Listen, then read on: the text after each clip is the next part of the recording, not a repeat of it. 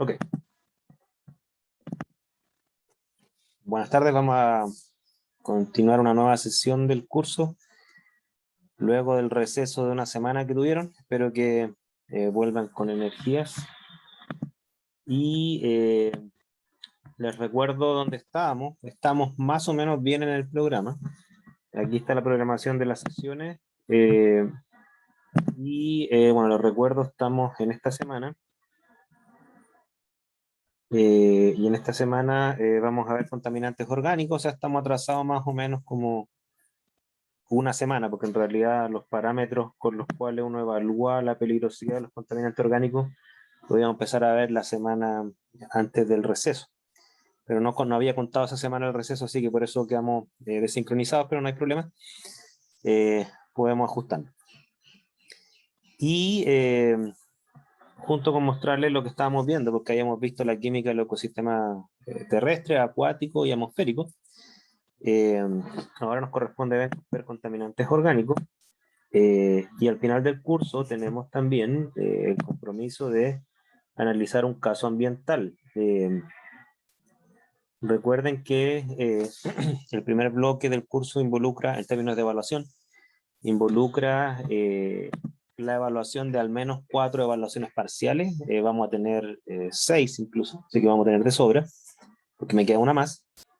Pero junto con eso, ese es el 40% de la nota del curso, ese es el 60% de la nota del curso, disculpen, y el 40% restante, ¿no es cierto?, consistirá en analizar un caso ambiental que integre varios aspectos de lo visto en el curso. ¿Ok? Y respecto a ese caso ambiental, les voy a mostrar la rúbrica de evaluación y les voy a explicar más o menos lo que vamos a hacer. Esta es la rúbrica de evaluación del caso ambiental. Esta rúbrica obviamente que la voy a subir. La idea es que ustedes tomen un caso ambiental, ya sea un caso de contaminación, que obviamente hay que analizarlo en toda su complejidad. Entonces lo que implica esta evaluación, por un lado, es evaluar el problema ambiental y como dice, es utilizar el conocimiento disciplinar que vimos nosotros aquí en esta clase de ciencia, como también conceptos ambientales para explicar las fuentes de contaminación, explicar el tipo de contaminante que se emite, identificando con asertividad los estratos ambientales donde estos contaminantes se distribuyen. Esa es la primera dimensión del caso ambiental que ustedes van a tener que analizar. Primero el problema ambiental. Segundo, las consecuencias, es decir, que en base al conocimiento científico y a literatura científica actual, ustedes van a tener que ir a bases de datos formales. Ustedes explican las consecuencias que generan estas fuentes de contaminación en las propiedades físico-químicas del ecosistema circundante, y incluido también, de ser el caso, cómo nos afecta a nosotros. ¿Ya? Recuerden, puede afectar al ecosistema, a la química del agua, a la química del suelo, a la química atmosférica, como también puede afectar a la biota, incluyéndonos nosotros, el ser humano, ¿no es cierto? Y obviamente con un lenguaje adecuado, ¿no es cierto? Y con conceptos disciplinarmente correctos. Y atacando cuando sea el caso cualquier concepción errada que ande socialmente dando vuelta. Muchas veces hay casos ambientales en donde existen concepciones erradas al respecto, y es bueno que ustedes las aclaren. ¿Ya? La tercera parte... Sí, sí. Y aparte del caso Dominga, del proyecto Dominga, ¿qué otro podría haber? Bueno, hay muchos casos. De hecho, yo les voy a proponer algunos. Incluso algunos ni siquiera son casos ambientales puntuales. O sea, porque una cosa son los casos ambientales típicos en donde ocurrió un fenómeno de contaminación localizado que generó un desastre bien grande. Está el desastre de Bhopal, está el desastre de Vinamata, están todas las zonas de sacrificio que hay en Chile. Incluso muchos de ustedes ya hicieron algunos trabajos previos que les podrían servir como base para tomar, para extenderlo en un análisis más extenso, ¿no es cierto? En India hay un montón de la contaminación del río Ganges de India. Hay muchos casos ambientales. Incluso yo les voy a proponer otro más, quien quiera lo tome, que no es un caso ambiental localizado, sino que es un caso ambiental de carácter global, que es la gestión de los desechos y el concepto de economía circular, que lo están proponiendo ya a nivel internacional, Y es súper interesante tanto lo que es el problema de los desechos de los productos que fabricamos nosotros los humanos para nuestro uso, cómo gestionar esos desechos y cómo se propone una filosofía que tiene una connotación científico-tecnológica de cambiar la economía lineal versus la economía circular. Ese caso también lo pueden tomar. Nosotros no lo tenemos visto como parte de los contenidos obligatorios del curso, pero lo pueden tocar ustedes, ¿ya? De hecho, si me da el tiempo voy a comentar un poquito.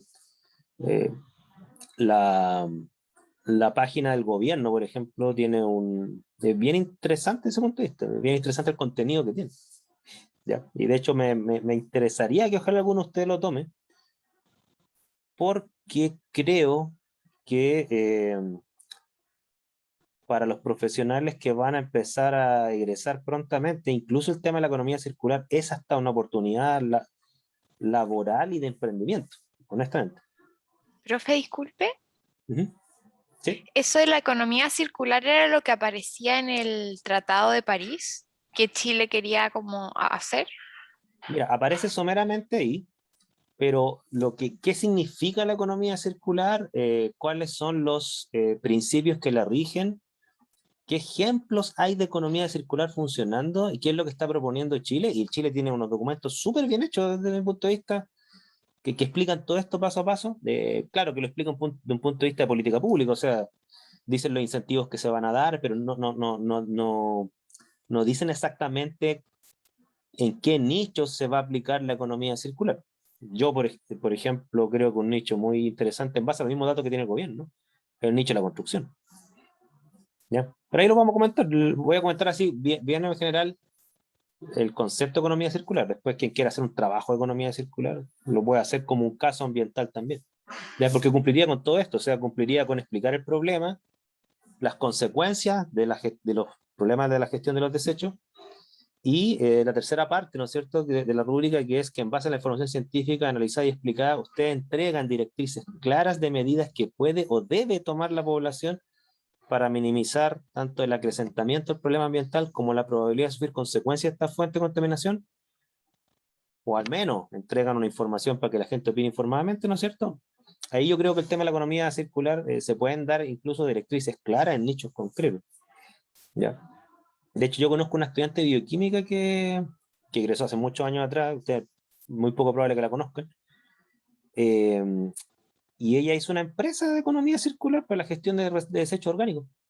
Tiene una empresa que es bien interesante, que eh, ella instala bioreactores en las casas y la gente arrienda esos bioreactores, deposita todos sus desechos ahí, la empresa retira los desechos orgánicos y le entrega humus de vuelta. Entonces es como yo te retiro tus desechos, te entrego humus de vuelta, los bioreactores los gestiono yo, tú tienes simplemente que arrojar los desechos donde yo te digo, no generas tus desechos para afuera y además el producto final es un humus. Entonces, claro, toda esta linealidad de que yo produzco vegetales, me los como y los desechos los tiro a la basura, claro, aquí se rompe porque se genera un producto circular que tiene un valor, digo, ¿ya? Los casos más comunes de economía circular son esos, son de gestión de desechos orgánicos, pero hay un montón de otros casos que son súper incipientes y están haciéndose muy poco, que están aplicando el concepto de economía circular a muchas otras líneas productivas. ¿Ok?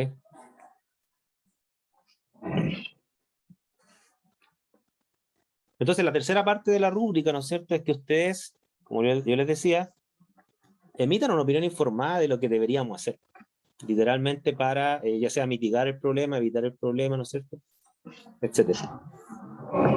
Y en la cuarta parte de la rúbrica es que pesa menos, un 10% del tema del formato, ¿no es cierto?, que el trabajo sea claro, fácil de seguir, tenga un buen lenguaje, ¿no es cierto?, y que facilite que cualquier persona interesada siga el argumento, ¿ya? En base a esa rúbrica yo lo voy a evaluar. Y el formato del trabajo es libre. Ustedes si quieren hacer un video, hacen un video. Si quieren hacer una infografía, hacen una infografía. Si quieren hacer un hilo de Twitter, hacen un hilo de Twitter. Lo que ustedes quieran. Mientras esté el análisis del problema ambiental, con sus fuentes de emisión, las consecuencias de ese problema ambiental para el entorno, para el ecosistema, incluyendo el ser humano, y su opinión informada respecto a qué habría que hacer, sustentado en análisis de información formal, estudios científicos actuales, formales y reales, del mismo nivel que ustedes han estado haciendo sus trabajos parciales, que ustedes recurren a datos oficiales, artículos, ¿no es cierto?, etcétera. ¿Estamos? Sí, ¿Alguna duda? profe. Sí, sí. No, que busqué lo de los hombres, o sea, ese trabajo, o sea, ese informe que habían hecho de los huesos de la gente de Puchuncaví, no lo encontré y estuve mucho rato buscando. Bueno, no me extraña que no lo haya encontrado. Yo no solamente lo he buscado, yo le he preguntado a gente que trabaja en subsecretarías ambientales, a dirigentes sociales que están en Puchuncaví, y ellos tampoco lo tienen. Extraño, ¿cierto? Yo el único trabajo que encontré en el tema de Puchuncaví fue un estudio que se hizo de orina y sangre en personas de la zona. Y claro, no encontraron grandes asociaciones entre el arsénico, por ejemplo, presente en esa muestra. Pero claro, esas muestras no son muy buenas.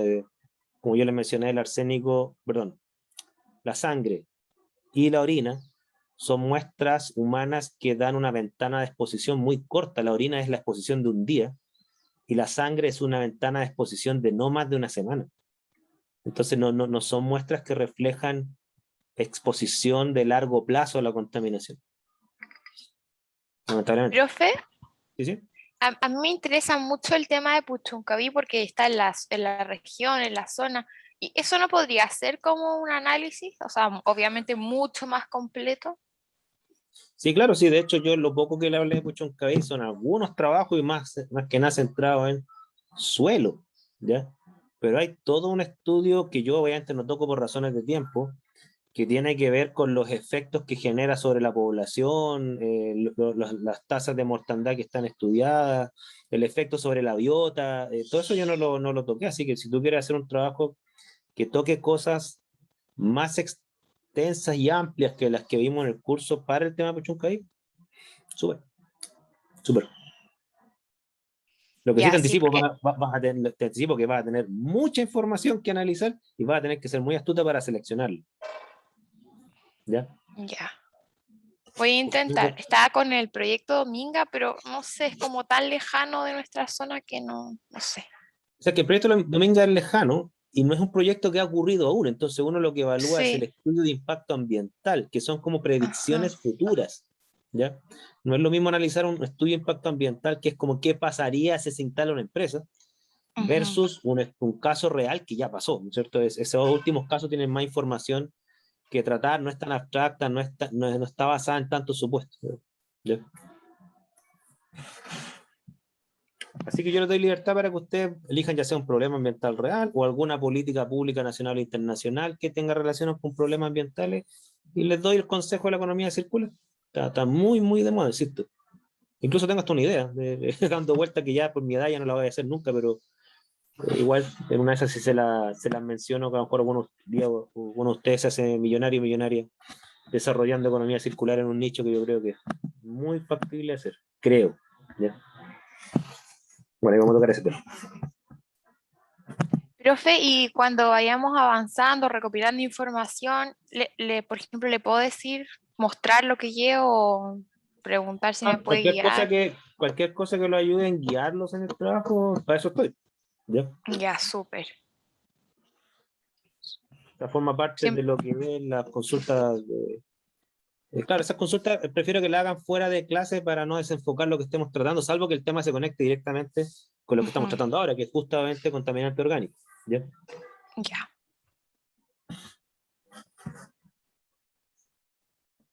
Bien. Bueno, yo voy a subir la rúbrica y cualquier duda que tengan me la plantean. ¿Ya? Bueno, y la fecha, ustedes ven que de acuerdo a la programación, nosotros tenemos clases hasta la semana del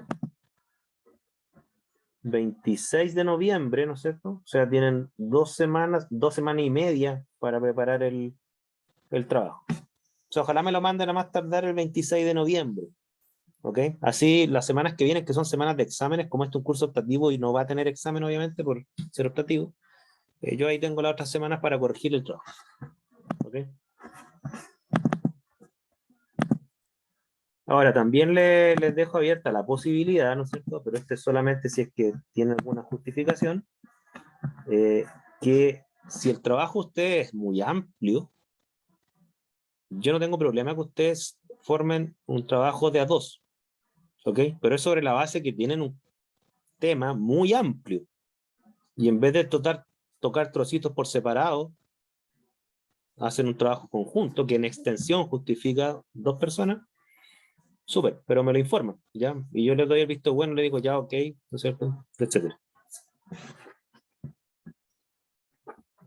Eso. Bien, habiendo dicho entonces lo anterior, vamos a ir al caso de contaminantes orgánicos. Y bueno, yo aquí voy a partir esta sesión de contaminantes orgánicos un poco apelando a sus conocimientos de química, ¿bien? Miren, les voy a hacer una pregunta. Primero partamos de una cuestión que es que los que estudiamos química industrial la tenemos bastante asimilada, ¿no es cierto? Pero como no todos son de química industrial acá, de hecho quizás nadie es de química industrial, no sé, ¿hay alguien de química industrial acá? ¿No? O sea, probablemente ustedes son o de pedagogía en química o de bioquímica, ¿no es cierto? Bueno, los que estudiamos química industrial tenemos una cuestión bien asimilada, y es que la cantidad de productos químicos que generamos como bienes que cubren necesidades humanas, en el ámbito de la química orgánica es enorme. ¿Ok? Como ustedes sabrán, por ejemplo, hay ciertos productos químicos que, por ejemplo, metales, ¿no es cierto? Que la diversidad es reducida porque los metales están reducidos al número de metales que tiene la tabla periódica. O sea, no pueden haber más metales que eso.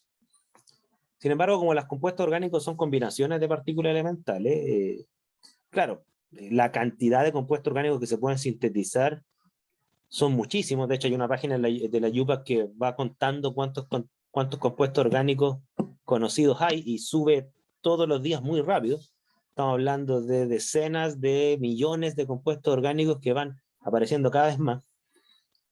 Porque claro, las combinatorias que hay son enormes. Son enormes. Entonces, cuando se lanza un producto químico de carácter industrial al mercado, cuando son orgánicos, la diversidad es muy grande. Ustedes tienen desde fármacos, polímeros, insecticidas, pinturas, lacas, bueno, ¿para qué les voy a dar la lata? ¿No es cierto? Tienen un montón de productos y la diversidad que entrega la química orgánica es gigante, ¿ya? Yo no soy fanático de la química orgánica para nada, de hecho creo que una área de la química que menos me gusta, pero reconozco que industrialmente, quizás fuera del contexto chileno, es la que tiene una potencialidad enorme, enorme. Claro, en Chile la química industrial está archidominada por la química minera, que no es mucho de química orgánica, es casi nada. Pero a nivel mundial, aquí les voy a meter. ¿Ya?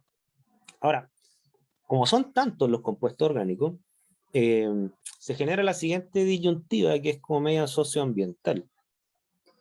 No hay tiempo no hay tiempo para probar la peligrosidad de todas estas sustancias que lanzamos al mercado, porque como son tantas y se generan tantas por año,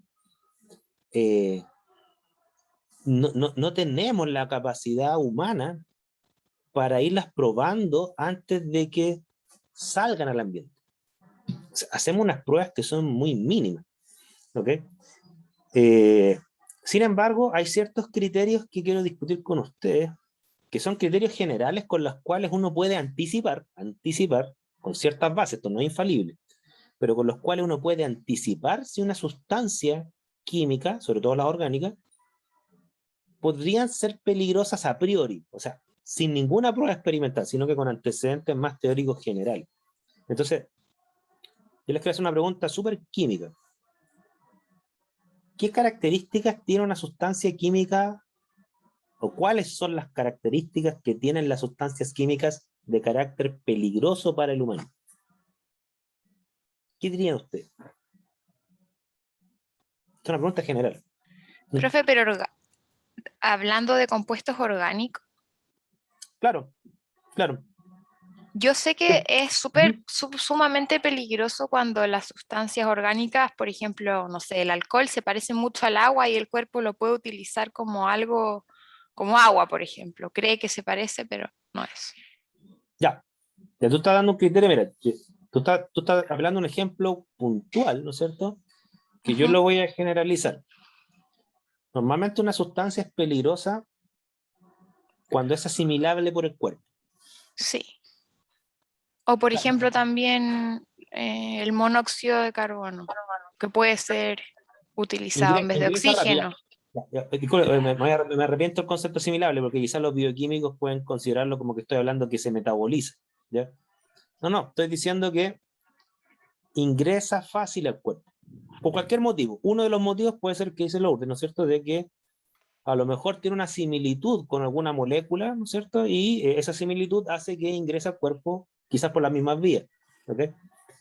Pero en general, ¿no es cierto? Ya sea por similitud o por cualquier otra razón, ¿no es cierto?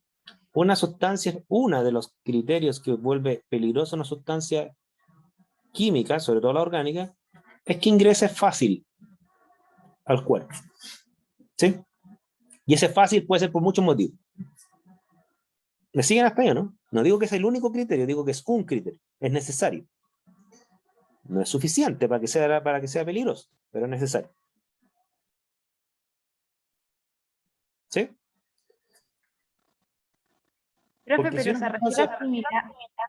a ¿Sí? asimilarle como por, da lo mismo si es como por digestión, sino que por donde sea, ¿no? Claro, que ingresa al cuerpo fácil, o sea, con pocas barreras. ¿Cuál es la razón por la cual una sustancia puede entrar al cuerpo sin grandes barreras? Las razones son muchísimas, ¿ya? Y voy a ver que incluso en el área ambiental no nos preocupamos mucho por estudiar las razones particulares. Generalmente en química ambiental se clasifican las sustancias peligrosas en base a criterios generales que pueden, a ustedes les puede parecer, sobre todo los bioquímicos, hasta súper rudimentarios, ¿ya? Incluso pueden tener hasta críticas metodológicas a lo que les voy a decir. Pero quiero primero fijar los conceptos, o sea, si una sustancia ingresa fácil al cuerpo, es un requisito necesario para que se vuelva peligrosa. Dicho de otra forma, si una sustancia no ingresa al cuerpo, no es peligrosa para nosotros. Entonces debería ser como chica para que entre rápido, Ya, o que después vamos a ir a sea, los detalles, de decir, ¿y qué características debe tener una sustancia química para que tenga pocas barreras para el ingreso al cuerpo humano? Claro, una posibilidad puede ser la que dices tú, que la molécula sea chica, ¿ya? Vamos a ir discutiendo eso. De hecho, te anticipo, el tamaño de la molécula en ciencias ambientales no se considera mucho. Y no digo que considere que eso está en lo correcto. Yo creo que no está en lo correcto. Pero tengo que decirle más o menos los estándares metodológicos de las ciencias ambientales para estimar aproximadamente cuándo una sustancia ingresa fácil. Es súper aproximada la estimación metodológica.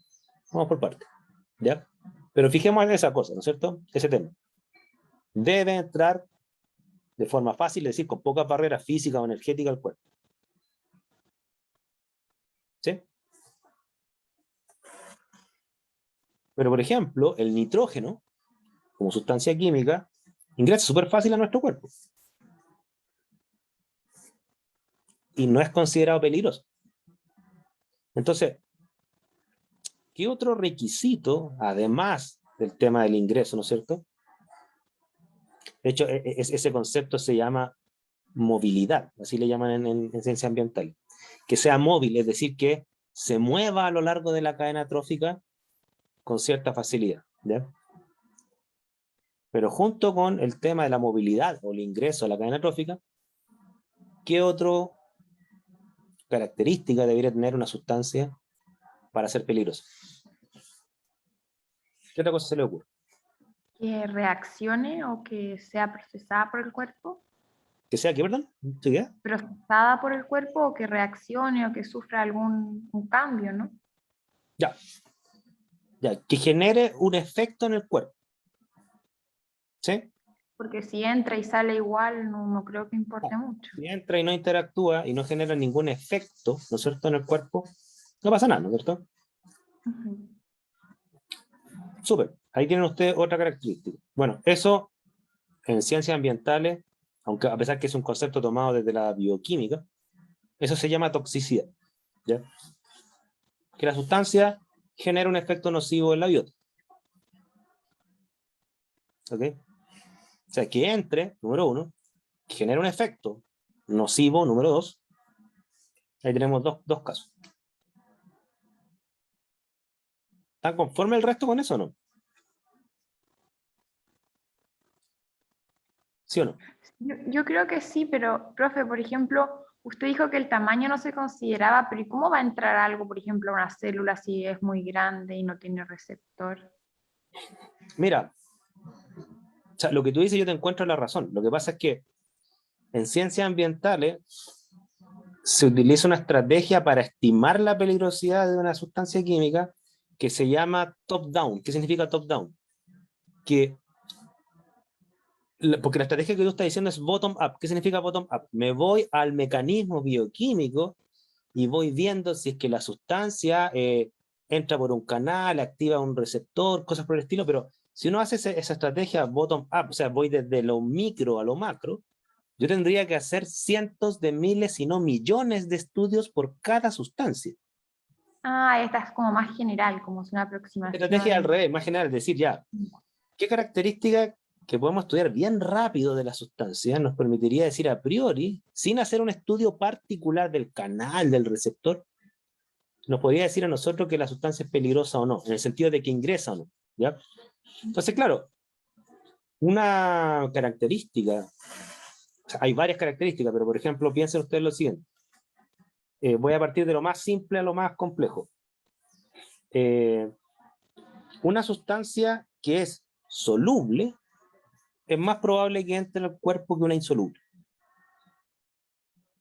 En términos, si se arroja, por ejemplo, a un suelo y pasa al agua y del agua pasa al vegetal, es más probable que esté biodisponible o fitodisponible para el vegetal. ¿Ok? Pero también, ¿no es cierto? Si ya nos enfrentamos a que yo me como algo, supongamos que me como un alimento que está contaminado por un contaminante orgánico. ¿Cuándo es más probable que esa sustancia se quede en mi cuerpo? En Cuando es general. afín a las grasas, ¿o no? Creo que se acumulan en las partes grasas. Exactamente. Cuando es afín a la grasa.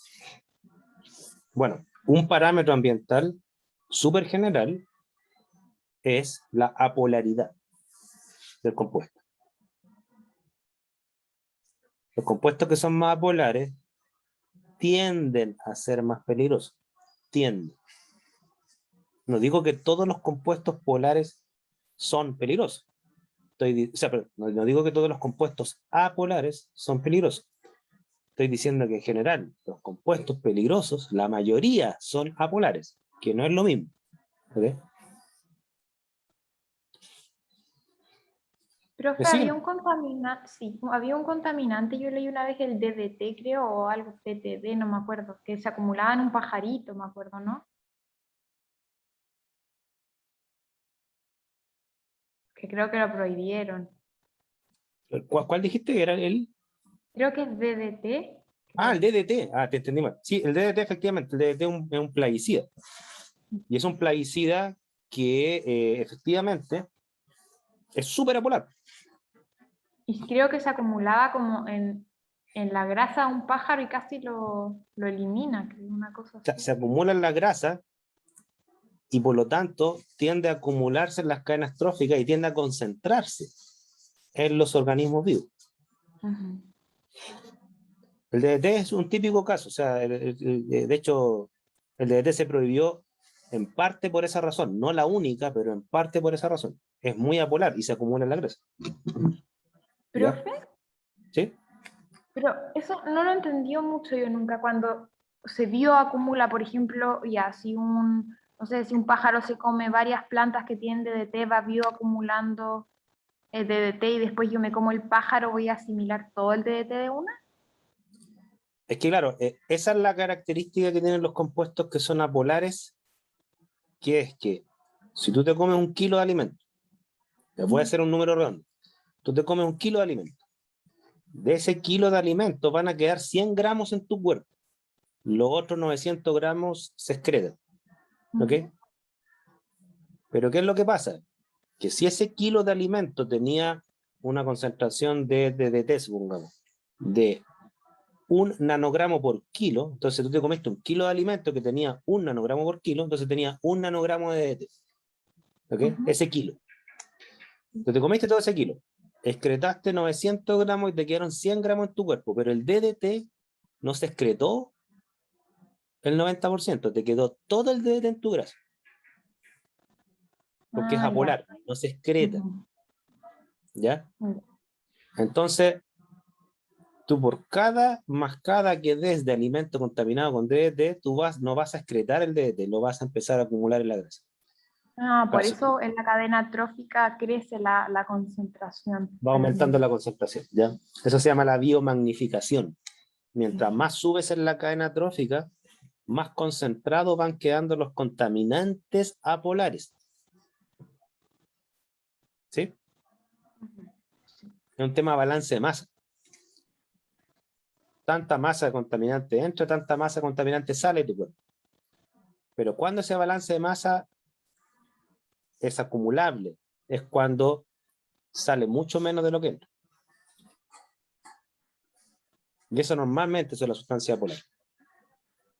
¿Sí?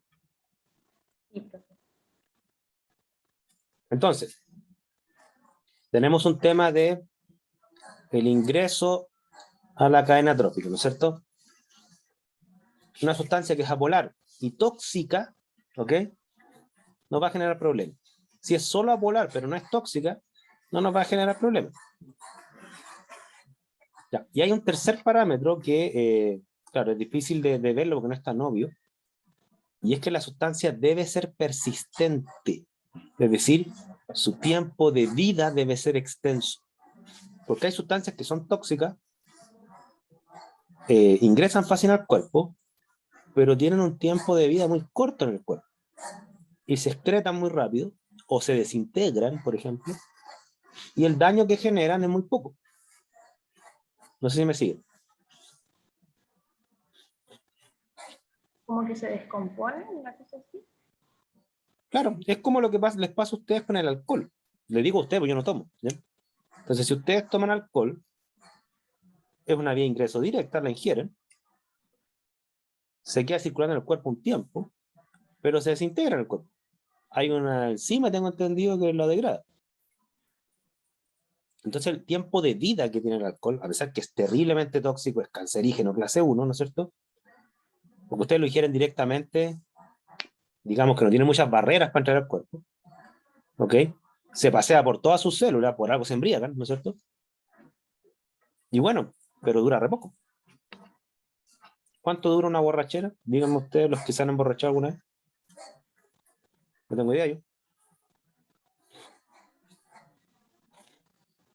Yo tampoco, profe, no sé. Ay, los cabros Depende, saben. yo creo, cuánto tomó la persona, ¿no? ¿Cuánto O sea, no sé, yo me acuerdo que mi abuelo era bueno para el trago y la borrachera le duraba como un día y medio. Ah, ya. Aquí Benjamín da el nombre de la... ¿Es el nombre de la enzima, Benjamín? La que degrada el alcohol. Sí, súper. Claro, el alcohol no es persistente. O sea, si fuera persistente, o sea, si le durara en el cuerpo dando vuelta 1 mes o 1 año, el efecto sería mucho más tóxico de lo que tiene. ¿Sí? Entonces, miren, hay una familia de contaminantes orgánicos que es súper reducida, que no aborda toda la química orgánica, aborda solamente una parte de las sustancias orgánicas que andan dando vuelta, que son los contaminantes orgánicos persistentes, COP por sus siglas en español, o POP por sus siglas en inglés, COPS o POPs se llama, ¿ya? Hay varias sustancias orgánicas industriales, ya sea que son productos industriales o que son desechos de productos industriales, que cumplen estas características. Son sustancias muy móviles a través de la cadena trófica, ¿cierto? Son muy tóxicas y muy persistentes. ¿Sí? Persistencia, movilidad y toxicidad. Ahí están los COPS. ¿Se entienden los conceptos generales? Profe, disculpe, Sí. no entiendo muy bien el gráfico. Lo negrito sería estos contaminantes. Claro, o sea, imagínate tú que, vamos a la persistencia, ¿no es cierto? Es qué tanto tiempo dura o existe la sustancia en un sistema determinado. Hay sustancias químicas que son poco persistentes. Hay sustancias químicas que son muy persistentes.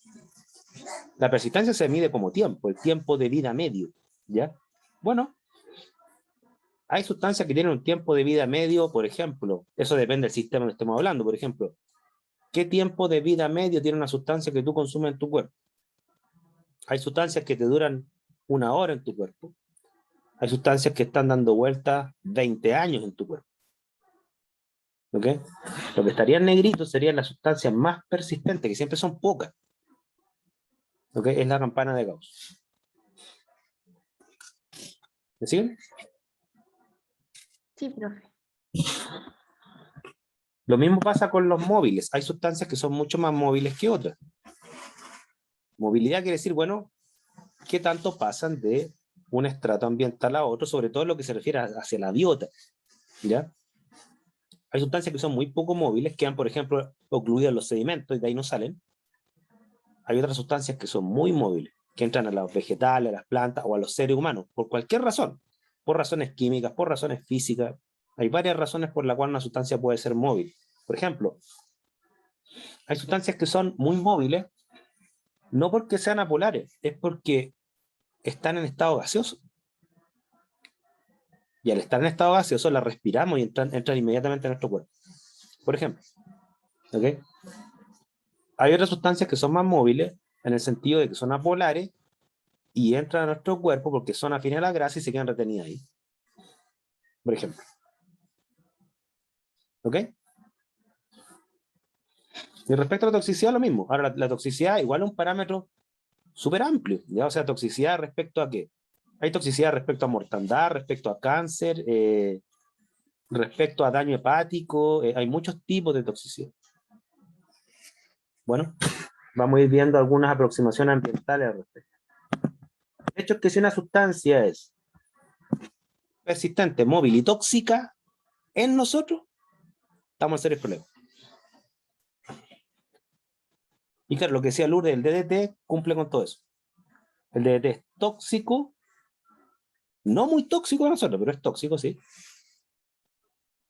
Móvil en el sentido que entra a través de la grasa a nosotros y es tremendamente persistente. Ahora, cuando digo que el DDT no es muy tóxico, es que no mata en el corto plazo, pero en el largo plazo genera cáncer. ¿Sí? Por ¿Profe, favor, está duda. prohibido ahora el DDT? En casi todo el mundo. Hay todavía países que está permitido en India, por ejemplo. En Chile está prohibido, ¿no? Sí, qué rato. Está prohibido como desde los años 80.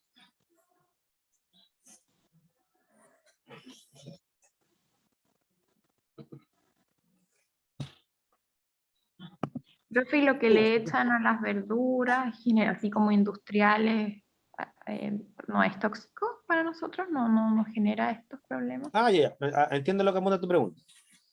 Mira, la agricultura industrial casi toda le agrega productos orgánicos, pesticidas, a los vegetales. ¿Ya? Pero piensen ustedes, a ver si me entendieron esto. ¿Un pesticida qué es? A ver, recordemos que es un pesticida.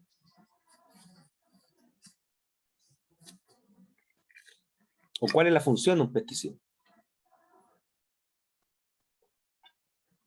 Eliminar las plagas de bichos que hay.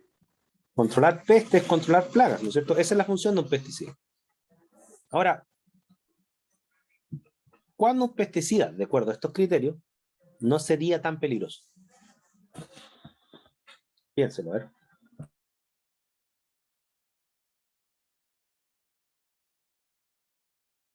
Cuando se descompone rápido o cuando No, no es tan persistente, ¿no? Uno lo agrega y después de un tiempo ya no está. Ya. Tú te estás centrando en un criterio, ¿no es cierto? Un pesticida no sería tan peligroso en la medida que no sea tan persistente. Es decir, que su tiempo de vida en el vegetal o en el suelo sea corto. Es decir, yo lo agrego, mata la plaga y se va. ¿Sí? Ese es un criterio. ¿Cuál otro?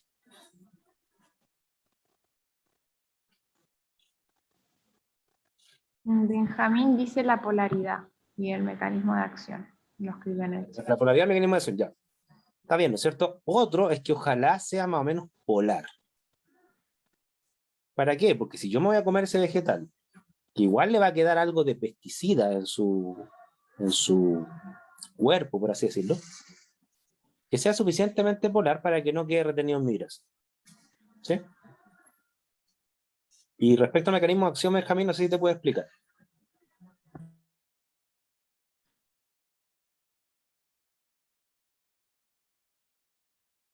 Aquí Benjamín dice cómo reacciona. ¿Cómo reacciona con quién? ¿Con el insecto o con nosotros?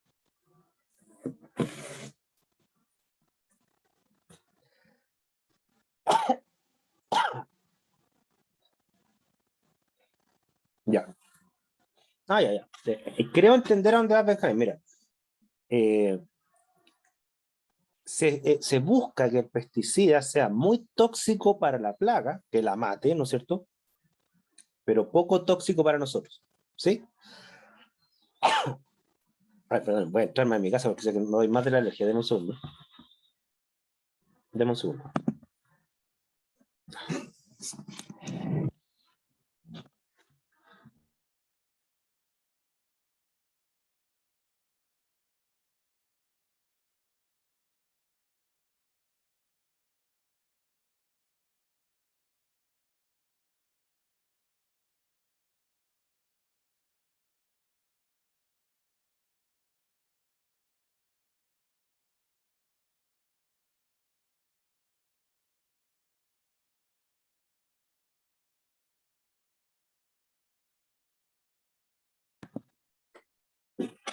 Ahora sí.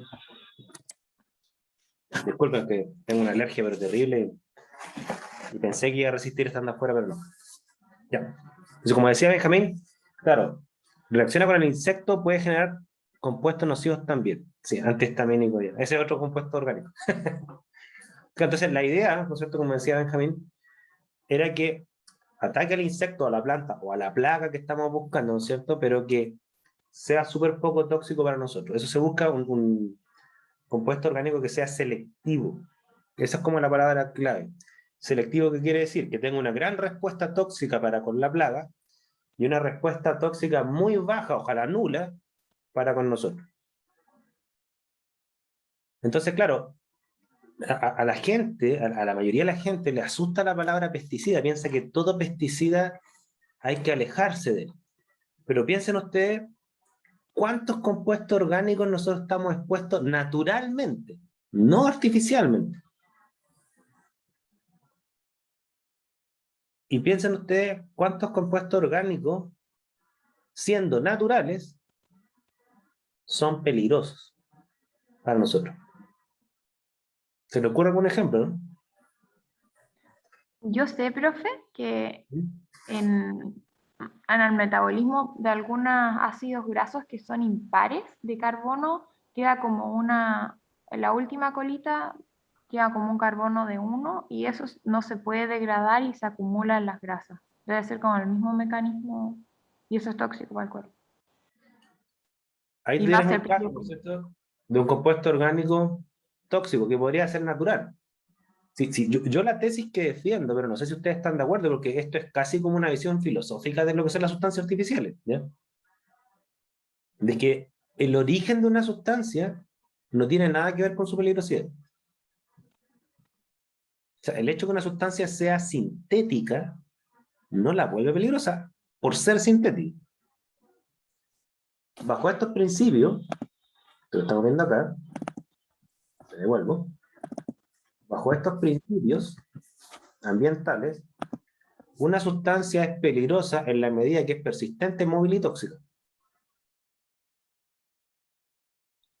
Si eso lo cumple una sustancia natural o una artificial, da lo mismo. El hecho es que lo cumple y la vuelve peligrosa. ¿Me siguen? Sí, profe. Lo que pasa es que lo que yo le estoy contando ahora choca a veces con ciertas visiones del mundo que yo creo que en el caso de la gente que estudia química, no debe, si es que es coherente con su disciplina, no debería propagarla, que es la que se llama el naturismo. ¿Ya? ¿Qué es el naturismo? Que todo lo natural es bueno y que todo lo artificial es malo. ¿Ok? Yo les puedo dar un insecticida natural que falla en varios de estos aspectos. La nicotina, por ejemplo. No está muy bien clasificar a nicotina en base a estos criterios. Y es natural. Y se ha utilizado desde antes de la química industrial como insecticida. ¿Ok? De hecho, hay, no sé si ustedes conocen el concepto de cultivo orgánico. Sí, mi mamá es fan de las cosas orgánicas. Yo siempre digo, mamá, todas las verduras son orgánicas. O sea, me cara que le digan como orgánico. Fíjense, orgánico no quiere decir que no tiene pesticidas, quiere decir que utiliza pesticidas naturales. Esa es la definición exacta. Las bacterias patógenas generan toxinas. Bueno, hay sustancias orgánicas como varias toxinas, ¿no es cierto? La toxina botulínica, ¿no es cierto? Que se generan naturalmente y son terriblemente tóxicas, ¿ya? Las citolicinas que inducen en el cuerpo lisis celular o respuesta destructiva a partir de macrófagos. Bueno, ahí ustedes saben más que yo, ¿ok? Entonces, se fijan lo que le estoy planteando que esto a mí me cuesta mucho discutirlo con gente que no es del área química. ¿Ya?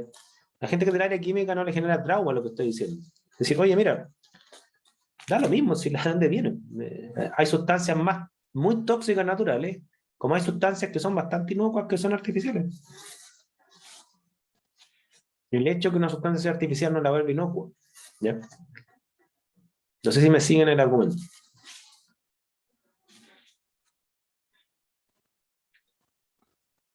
Profe, pero yo le encuentro razón, opino lo mismo, pero tal vez no será que como cuando uno sintetiza algo, la gente tiende a pensar que eso puede ser más peligroso porque, no sé, puede tener efectos a largo plazo y a veces no se salen al mercado y después de un tiempo se da cuenta que en verdad no era tan inocuo. No sé, estaba pensando, por ejemplo, en la talidomida, que al principio se recomendaba y después no.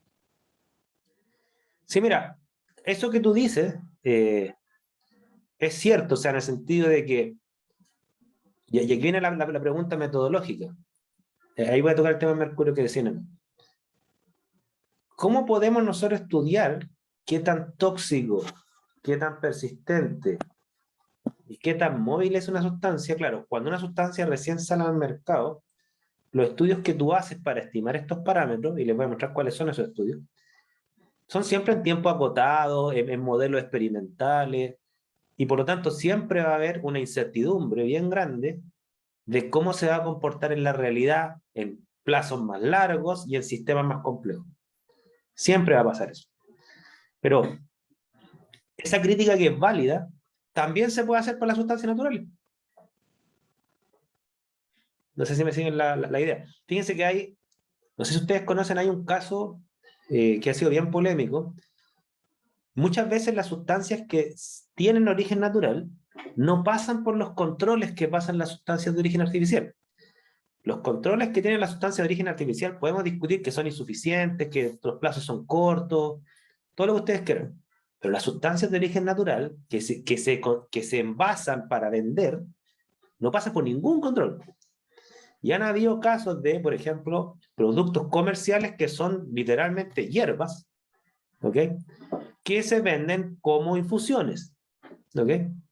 Y dice, esta hierba sirve para bajar la presión, esta hierba sirve para dormir. Hay reviews, no paper aislado, hay reviews que han demostrado que esas hierbas generan daño hepático. No todas, algunas. ¿Se fijan? Entonces, toda esta crítica que hay de los controles que también están en los productos de origen natural, porque nadie anda comiéndose normalmente una ginkgo biloba, ¿ya? Y quizá hay culturas que lo han hecho y a lo mejor sin saber el daño que generan. Yo soy terriblemente alérgico a la ginkgo biloba, lo sé porque yo trabajé haciendo extracto de ginkgo biloba en una práctica y terminé con los brazos rojísimos, ¿ya? De hecho, esta alergia que tengo ahora es en parte a la hierba y al polvo. Dudas, consultas, comentarios. Una vez me pasó eso que compré una hierba y mi mamá, no me acuerdo cómo se llamaba, pero creo que Zen o algo así.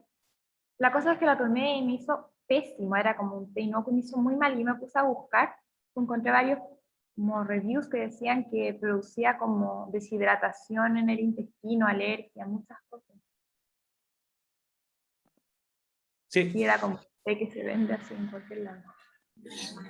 Se fijan entonces, y eso, y además que los seres humanos somos distintos, a veces hay gente que es alérgica a algunas cosas.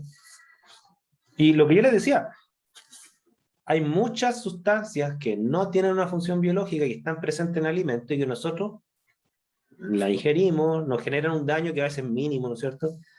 Pero a veces hay ejemplos súper puntuales de nos falta el que se comió un hongo que lo mató. Tenía una sustancia orgánica terriblemente tóxica, que es re poco probable encontrársela en un alimento de origen natural, pero existe. Ya, y los alimentos orgánicos, insisto, son los que están basados en pesticidas naturales, no que no tienen pesticidas, que no es lo mismo. Pero claro, la gente psicológicamente no le tiene miedo a las pesticidas naturales, le tiene miedo a los pesticidas industriales. ¿Por qué?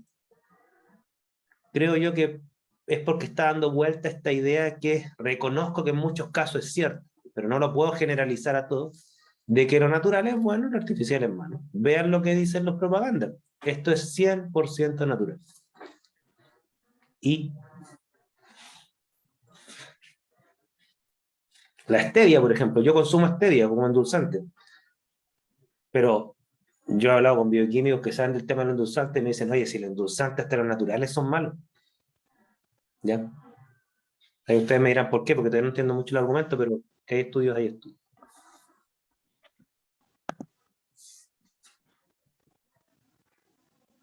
Entonces, esta visión general, ¿no es cierto?, pasa por qué probabilidad hay de que yo me exponga a una sustancia tóxica a través del medio ambiente.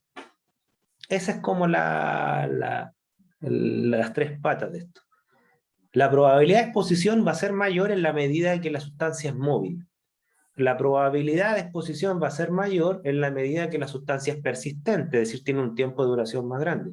Y la probabilidad de un efecto tóxico es mayor si es que la sustancia es tóxica para nosotros. No es más que eso. Y aquí lo que decía respecto al tema del mercurio en la vacuna, claro, el tema del mercurio en la vacuna es lo mismo, claro, no tiene un origen ambiental. Estamos claros que las vacunas no son, digamos, producto de una exposición al medio ambiente.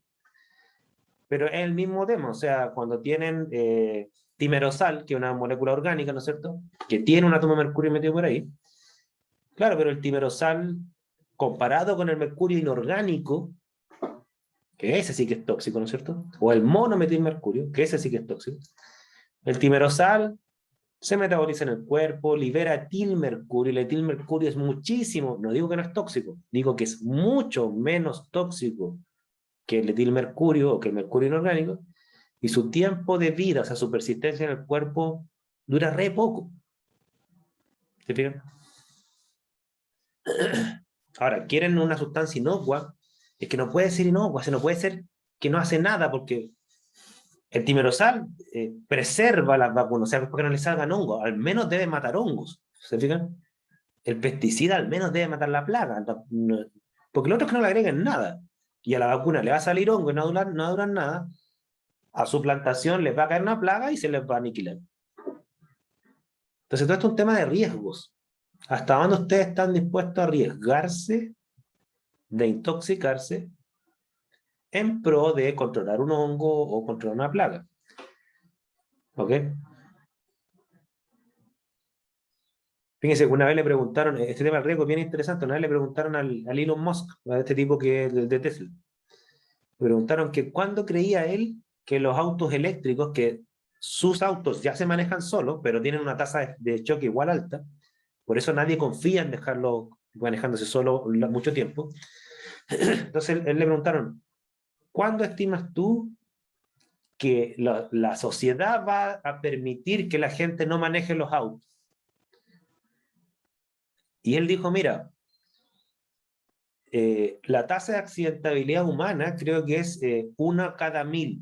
O sea, en el fondo, 1 de cada 1000 veces que ustedes manejan tienen una probabilidad de chocar. Esa es como la tasa de accidentabilidad mundial. Una cosa así la entendí. Entonces a él le dijeron, bueno, pero si un auto, con el algoritmo matemático que lo maneja, chocara 1 cada 10.000, ¿se aceptaría en la sociedad? Y Elon Musk dijo, no, yo creo que a pesar que la tasa de choque sea menor a la humana, con 1 cada 10.000, supongamos, no creo que la gente confíe en los autos. Pero si yo les digo a ellos que 1 cada 200 años de manejo, o sea, si una persona lleva 200 años manejando, ahí recién podría chocar una vez con alta probabilidad. Yo creo que, claro, cuando la expectativa supera la vida humana, ahí la gente ya termina confiando. Y en este caso es lo mismo, o sea, si ustedes se comen una manzana cada 2 días, supongamos, que tiene un pesticida A, ¿qué probabilidad hay que generen una enfermedad como el cáncer? Si esa probabilidad es menor a que les caiga un rayo, yo creo que hay que confiar en eso. Porque no hay sustancia inocua. No pueden esperar probabilidad cero. No sé si me explico.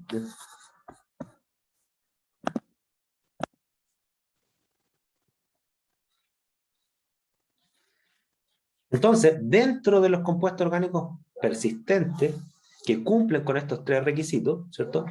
Persistentes, móviles y tóxicos, los primeros que aparecieron en la química ambiental fueron los plaguicidas, por lo que decía Lourdes, ¿ya?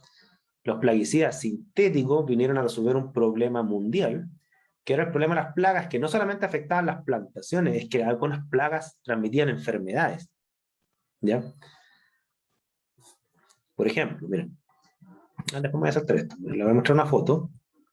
En 1942 fue hecho el DDT, al que se refería a Lourdes. Se le reconoce como, no sé si el primero, pero al menos uno de los primeros plaguicidas sintéticos. Al tipo que lo sintetizó le dieron un premio Nobel. Y desde mi punto de vista, bien dado. Porque ustedes dirán, ¿cómo le dieron un premio Nobel a alguien que hizo un pesticida que ahora está prohibido en todo el mundo? Bueno, pero lo que no cuentan de esta historia, ¿no es cierto?, es que la carcinogenicidad del DDT se vino a saber décadas después. Nadie tenía mucha idea que esta cuestión era tóxica.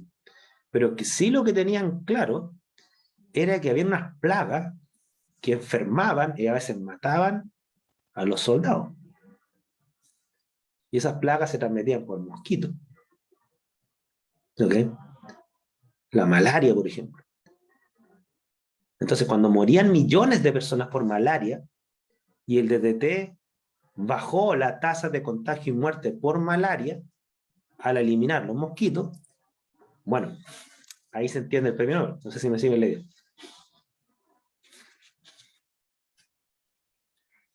Porque lo otro que Además, no... Sí, dale. que tal vez, como, bueno, resultó ser tóxico, pero después pudieron sintetizar otros como similares o estudiando la estructura de este mismo pesticida que no fuera tan tóxico, ¿no? Exacto, exacto. O sea, de hecho, India hasta el día de hoy tiene una plaga de malaria, no sé si ustedes sabían. Hasta el día de hoy. Nosotros en Chile no tenemos malaria. No tenemos malaria no porque sea un país excepcionalmente con condiciones sanitarias maravillosas, no. Nosotros tenemos barreras geográficas que hacen que casi no lleguen mosquitos de otros países.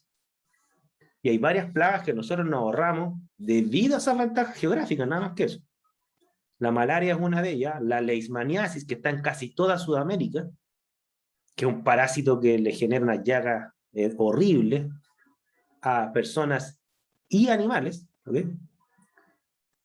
Y los tratamientos que hay son casi quimioterapia para la gente que ya se contagió.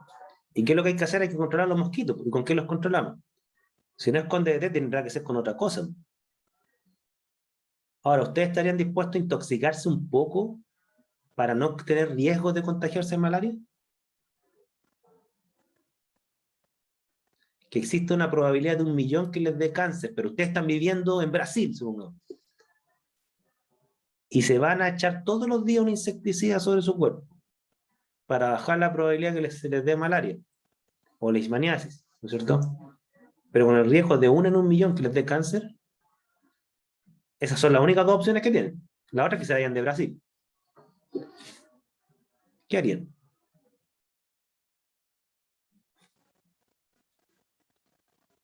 ¿Se fijan que la decisión no es fácil? No, no es nada fácil. Igual 1 en 1.000.000 no es tan poco, yo encuentro. No es Tengo una entendido probabilidad. que la probabilidad de que les caiga un rayo es 1 en 10 millones. Si hacemos la proporción de gente que ha muerto por un rayo respecto a la población mundial, creo que 1 en 10 millones, una cosa así. Entonces, por eso le dieron el premio Nobel a esta persona.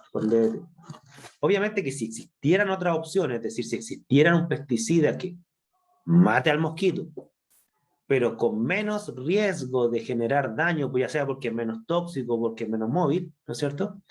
Súper. De hecho, salieron después pesticidas mejores, pero más caros. Y no todos los países se pudieron dar el lujo de pagar más. De hecho, una de las razones por las cuales el DDT no se ha prohibido en todo el mundo es porque en los países donde todavía se aplica es en países muy pobres, que no tienen los recursos para cambiar de pesticida. Yo les voy a mostrar, Chile lo prohibió el DDT creo el año 84. Incluso lo prohibió antes de la Convención de Estocolmo, que es la que reguló mucho estas cosas. Pero es porque en Chile nunca ha existido malaria. ¿Se fijan? Entonces es re fácil prohibir un pesticida que no necesitamos, no sé si me explico.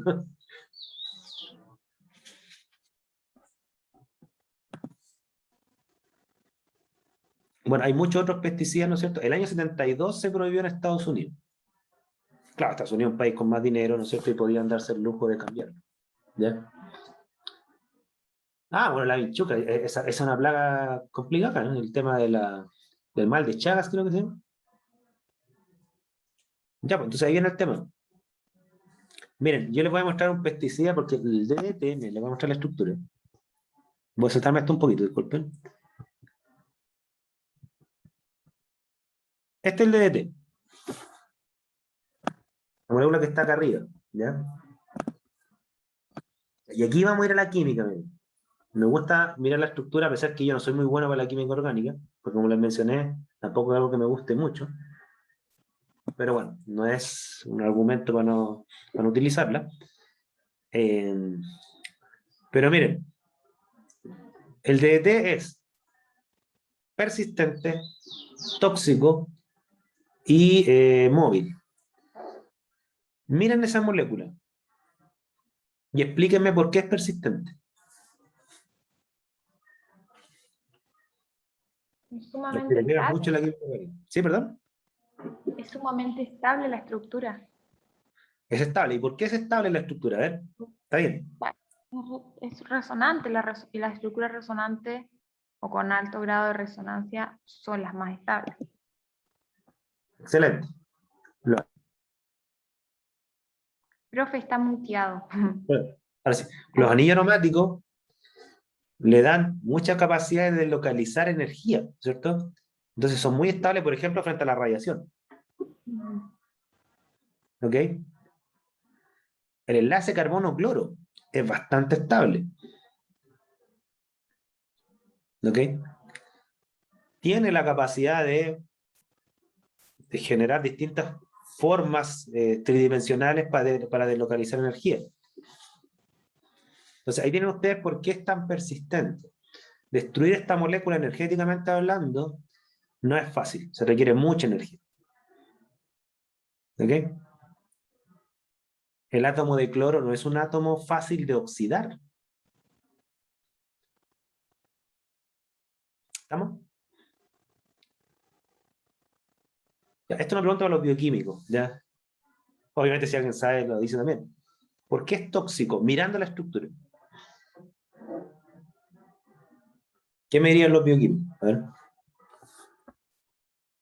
¿Qué tiene esta estructura que la vuelve tóxica? No sé, yo podría decir tal vez que al tener resonancia puede como interactuar con el ADN, ¿o no? Nada que ver. Con las bases del ADN. Por ahí va, por ahí va. Claro, Puede como intercalarse en el ADN. exacto. Yo sabía, ¿no es cierto? Que claro, ahí están las dos cosas, ¿no es cierto? Como dice Benjamín también. Los anillos aromáticos le dan una estructura muy plana Sí, y además planar. apolar. Y además apolar. Entonces, como es plana y apolar, ¿no es cierto? Puede permear la membrana por la parte lipídica sin grandes barreras energéticas.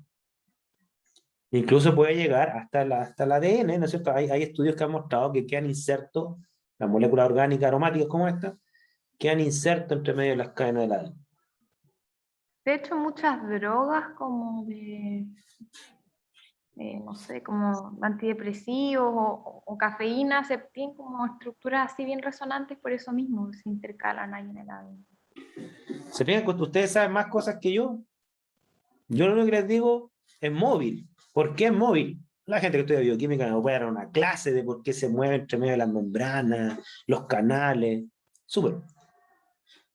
Pero la gente que estudiamos química ambiental lo vemos súper rudimentariamente. Esta cuestión es móvil. ¿Y por qué es móvil? No porque sepa bioquímica. Es porque hay unos experimentos que permiten estimar esa movilidad general. Les voy a explicar cuáles son. ¿Ya?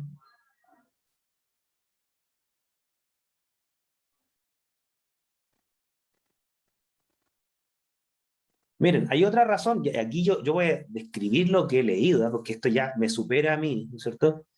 Pero en general, el enlace carbono-cloro tiene como dos particularidades. Ustedes saben que el cloro es muy electronegativo, entonces la nube electrónica se tiende a ir hacia el cloro, ¿no es cierto? Y eso le da una reactividad bien particular, ¿no es cierto? Puede actuar como este típico ataque nucleofílico, ¿no es cierto? Hacia los centros positivos. Pero además, el hecho que tenga átomos de cloro, por una razón que no sé, honestamente, porque eso ya es súper de mecanismo toxicológico, tiende a asimilar ciertos procesos endocrinos, como que tiende a interferir procesos hormonales esta cuestión. De hecho, el triclosan, que es el que está abajo de esa molécula, es un disruptor endocrino y es casi igual al DDT.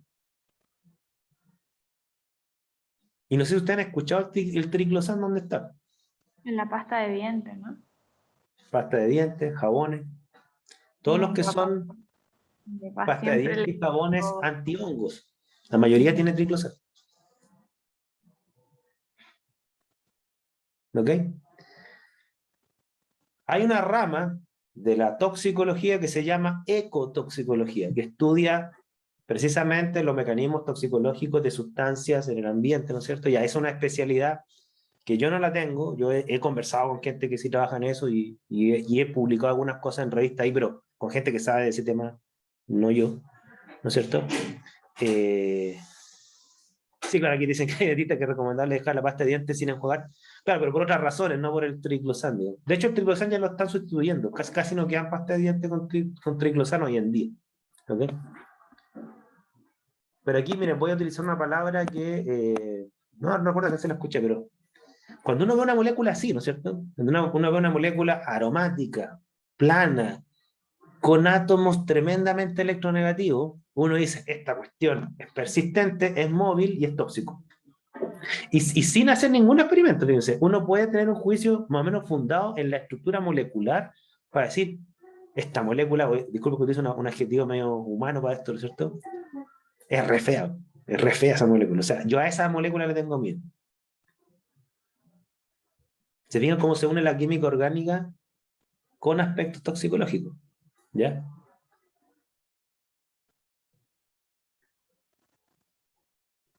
Nosotros vamos a ver en la sesión de mañana que la mayoría de los compuestos orgánicos persistentes tienen esta característica. No todos, pero la mayoría tienen esta característica. Son moléculas orgánicas aromáticas. Y los peores son los que además tienen haluros en su estructura. Son los peores. ¿Sí? ¿Dudas, consultas, comentarios? Profe, no me queda muy claro por lo de los haluros. ¿Por qué lo vuelve más tóxico?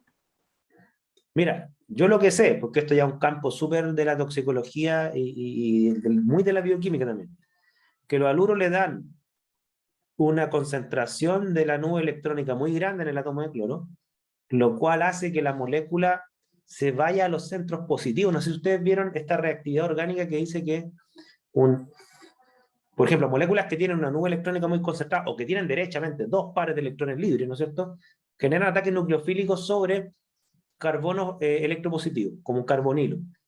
Hay ciertos mecanismos de reacción que se basan en eso. Por ejemplo, la esterificación de un ácido carboxílico. Tengo entendido que estos grupos tienen esta característica, que dentro de una maquinaria celular, por el hecho de tener una nube electrónica muy concentrada, en el átomo de cloro, ¿no es cierto?, acá, tiende a generar reactividad en ciertos grupos orgánicos súper importantes en procesos hormonales. Hasta ahí es lo que sé y lo que he escuchado, ¿ya? Por eso muchos de estas sustancias son cancerígenas, que a la vez o en la medida de que además son disruptores endocrinos, alteran procesos hormonales.